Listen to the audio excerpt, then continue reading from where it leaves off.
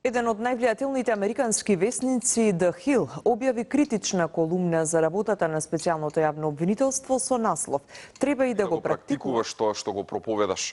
Политичките испади на СЈО и Катица Јанева се потешко се прикриваат и покриваат.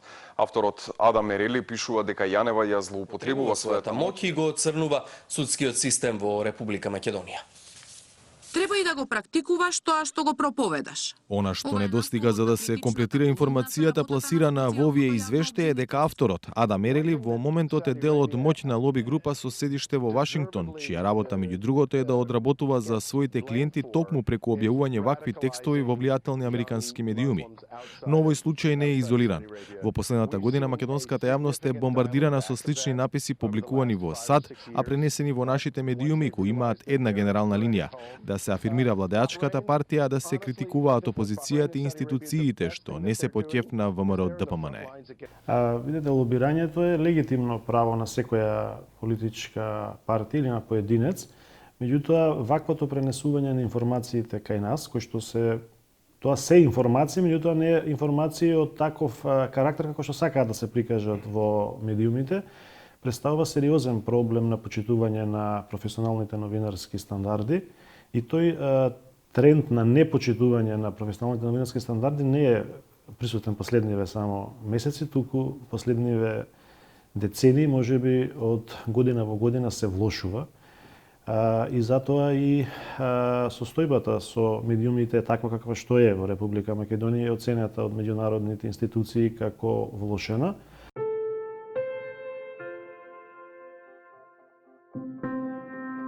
Вашингтон, освен што е главен град на Соединетите Американски држави, неофицијално се нарекува и светска престолнина на лоби групите.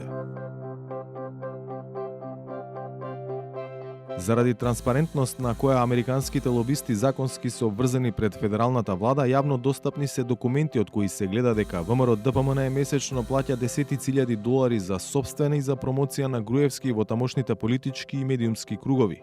Но достапна е и целокупната активност на лобистите за секој клиент поединечно. Конкретно текстот со наслов "Нападот врз слободните медиуми е напад врз сите нас", подпишан од Майкл Михан, кој дел од македонските медиуми го пренесоа како автентична колумна на признат американски експерт за медиуми, всушност е текст платен од ВМРО ДПМН. Ова е документот што го докажува тоа.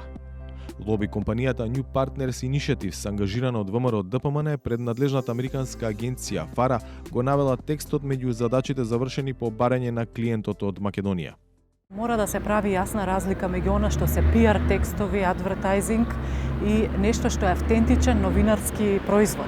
Значи мора да се направи јасна разлика. Од друга страна, ако се преземе таков тип на материјал, експлицитно и јасно треба да се наведе изворот за јавноста да биде свесна за што станува збор. Во спротивно, многу лесно јавноста може да биде доведена во заблуда, да се креираат погрешни перцепции, па дури и да се гледа на реалноста таква каква што таа не е. Како јавноста во Македонија да се заштити од ова скриено политичко рекламирање кое се продава како став на американски експерти и аналитичари во нашите медиуми. Ингеренциите на агенцијата во овој дел се многу мали или минимални, или да не кажеме дека и нема ингеренции. Ова е предмет на саморегулација и е предмет на почитување, како што реков, на професионалните стандарди од страна на самите новинари. Не можеме ние како институции, нема никаде во светот такви институции кои што можат да им кажат на новинарите како треба да известуваат. Професионалното новинарство е секаде исто и во Италија, и Германија, Соединетите Американски држави, така треба да биде и во Република Македонија. Како институција да ги санкционирате можеби тоа е предмет на саморегулација, почитувањето на професионалните новинарски стандарди секаде во светот е така, тоа кажав дека останува на совеста на новинарите, односно на медиумите кога ќе информираат за вакви настани, да кажат дека станува збор за текстови кои што се резултат на лобирање. Кодексот на новинари во Македонија, во кој е наведено што треба, а што не треба да се прави, е документ од 17 члена, парејќи си да може и напамет да се научи. Не смее да се дозволи рекламирањето и другите комерцијални мотиви да влијаат врз слободата на информирањето, вели кодексот. Но практиката покажува дека PR текстови на лобисти во Македонија се пласираат како регуларни новинарски извештаи. Има уште еден важен аспект во сето ова. ВМРО-ДПМН добива буџетски пари за освоените гласови на избори, што значи дека своето лобирање во Соединетите Американски држави, а преку тоа искреното политичко рекламирање дома, го плаќа со пари на македонските даночни обврзници. Екс-амбасадорот на Македонија во Вашингтон, Никола Димитров, за 360 степени ја анализира и пошироката слика од ваквиот пиар пристап на ВМРО-ДПМН. Овој сериозен финансиски зафат веројатно има двојна цел. Ако шпекулирам, ако ме бутнете да се одлучам, веројатно ќе кажам дека пред се целта е да се влијае врз политиката во Вашингтон, во однос на степенот на ангажман на американската дипломатија во решавањето на кризата на одговорност во Македонија. Секако дека е врзано со почетокот на кризата, датумите на сите договори што ги склучиле со лобисти во Вашингтон укажуваат на тоа. Има и се рефлектира и дома, текстови се објавуваат во американски вестници кои што се пренесуваат овде и се презентираат како да се вести, како да се објективни вести, и тоа на некој начин дава сигнал дека сепак ете во светот има некаква поддршка за политиката на или антиполитиката на Груевски.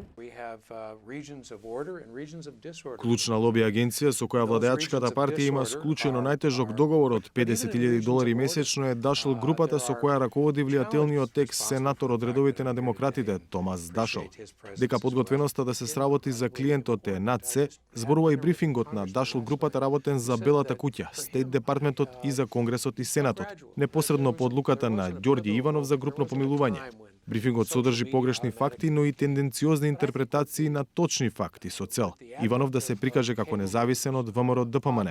Груевски како политичар што не го сакал помилувањето, а Заев како некој што би имал најголема полза од тоа, бидејќи како што се вели во документот, самиот му побарал на Иванов да го помилува за да може да учествува на следните избори.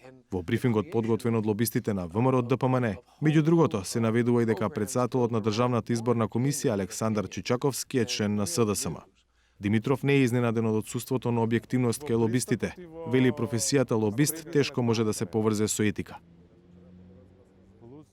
Она што во однос на американските посебно ми пречи е Дашл групата, бидејќи не се работи само за лобист, се работи за бивши сенатор, лидер на мнозинството во времето на демократите, мнозинството во Сенатот, и актуелен заменик председавач со Националниот демократски институт, со NDI. Таму има председавач и 3 заменици, еден од нив е Том Дашл. Таа организација се бави со промоција на, меѓу другото, во мисијата, дефинирана е со промоција на одговорност во владењето.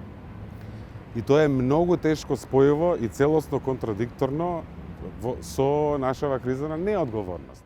360 степени ја праша централата на NDI во Вашингтон, чиј прв човек е Медлин Олбрайт за став, како вториот човек во нивната структура Томас Дашл функционира како лобист, застапувајќи ставови на клиент кои се во спротивност со принципите за кои се залага Националниот демократски институт. Одговор не добивме. За очигледната контрадикција, одговор не добивме ниту од Дашл групата.